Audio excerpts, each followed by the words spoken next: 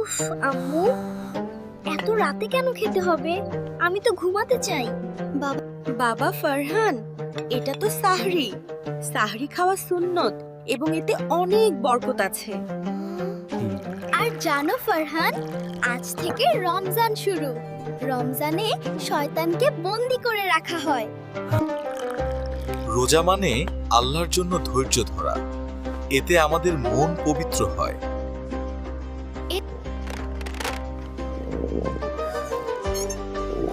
পেটের ভেতর তো মনে হচ্ছে ড্রাম বাজছে। আমি যদি এক চুমুক পানি খাই, কেউ তো দেখবে না, কিন্তু আল্লাহ তো দেখছেন ফারহান। জানো ফারহান, জান্নাতে রাইয়ান নামে একটা বিশেষ দরজা আছে। যারা ঠিকমতো রোজা রাখে, কিয়ামতের দিন শুধু তারাই ওই দরজা দিয়ে ঢুকবে। আমিও কি ওই দরজা দিয়ে ঢুকতে পারবো মা? অবশ্যই বাবা। নবীজি বলেছেন, রোজাদারের জন্য দুটি আনন্দ। একটি হলো ইফতারের সময়, আর অন্যটি হলো আল্লাহর সাথে দেখা করার সময়। আলহামদুলিল্লাহ, রোজা রাখা তো অনেক আনন্দের।